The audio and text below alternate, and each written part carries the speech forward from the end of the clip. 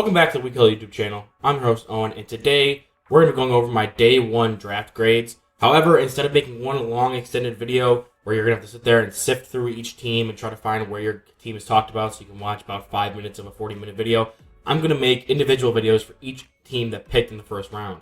Now, if you were a team that had multiple picks, I'm going to talk about you guys in one video together with all your picks in there.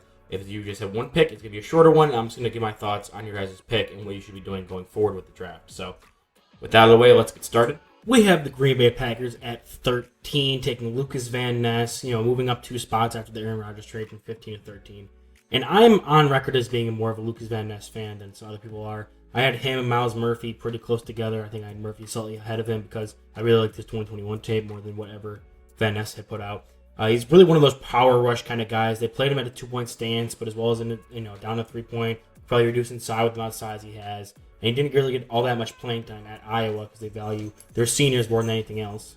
But yeah, I think adding him to a defense that already has Rashawn Gary, it's really going to be a good compliment. They're going to have 2 power rushers on the edges, and he can really learn from Rashawn a lot, so they could really be a dynamic duo there, pass rushing. And while you would have liked to see him add some more talent around Jordan Love, I feel like the wide receiver class this year is more depth than it is top-of-the-line talent.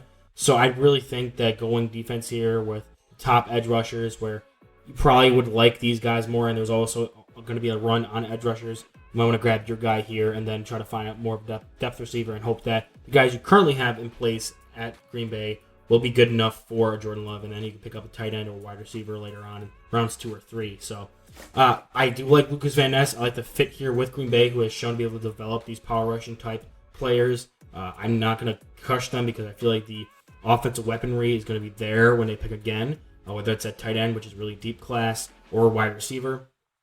They could have went offensive line here, but I think when it comes to who was on the board and who they ended up picking, I feel like they could have done a lot worse. So I'm going to give this one a B+. It's going to be not immediate impact, but I feel like a couple years down the road we might look back at this one like, oh, that was a very good pick for this team who maybe would have gotten more criticism at the time, but now that we have hindsight, it's looking good. So I think this is more of a projected B+, as opposed to an impact B+ kind of